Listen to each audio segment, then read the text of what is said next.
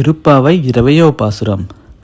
முப்பத்து மூவர் அமரர்க்கு முன் சென்று கப்பம் தவிர்க்கும் கலியே துயில் எழாய், செப்பமுடையாய் திரளுடையாய், செற்றார்க்கு வெப்பும் கொடுக்கும் விமலா துயில் எழாய், செப்பென்ன மென்முலை செவ்வாய் சிறுமருங்குல், நப்பின்னை நங்காய் திருவே துயில் எழாய், உக்கமும் தட்டொழியும் தந்துன்மணாலனை, இப்போதே எம்மை నీరాట్టేలోర్ ఎంబావాయ్.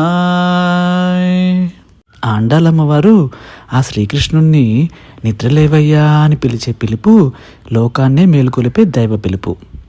ఈ పాసురంలో ఆండాలమ్మవారు ముందుగా ఆ శ్రీకృష్ణుని మహిమలను గుర్తు చేస్తారన్నమాట. దేవతల కష్టాలు తొలగించినవాడు, అలాగే ధర్మాన్ని కాపాడేందుకు శత్రువులను ఓడించినవాడు. అలాంటి పరమాత్మ ఇంకా నిద్రిస్తున్నాడు అంటే అది భక్తులను పరీక్షించడానికి మాత్రమే అని అంటున్నారు. అందుకే అండాలమ్మవారు అంటున్నారు, భక్తుల బాధలు పెరుగుతున్నాయి కృష్ణ, ఇక ఆలస్యం వద్దు అంటూ ఆ కృష్ణ పరమాత్మను మేలుకొలుపుతూ ఉన్నారన్నమాట. ఇక్కడ మరో విశేషం ఉంది. ఆండాలమ్మవారు కేవలం కృష్ణున్నే కాదు, నప్పిన్నై తాయారును కూడా పిలుస్తూ ఉన్నారు.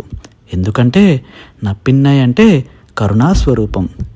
ఆమె అనుగ్రహం కలిగినప్పుడే కృష్ణుడి కృప సంపూర్ణమవుతుంది. దైవ దంపతుల కరుణ అనేదే వైష్ణవ సంప్రదాయంలో ముఖ్యమైన తత్వం. మార్గశిర వ్రతం అంటే కేవలం ఉపవాసం మాత్రమే కాదు, మనలోని అహంకారాన్ని వదిలి ఆ భగవంతునిపై సంపూర్ణ విశ్వాసం పెట్టడమే నిజమైన మార్గశిర వ్రతం అని చెప్తూ ఉన్నారన్నమాట ఇక్కడ.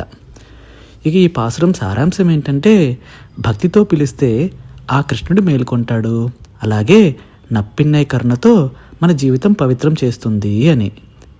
ఇప్పోదే ఎమ్మై నీరాట్టేలోర్ ఎంబావాయ్ అంటే ఇదే ఈ పాసురం మన హృదయాలకు ఇచ్చే శాశ్వత సందేశం అని దాని అర్థం అన్నమాట. ఆండాళ్ తిరువడిగలే శరణం.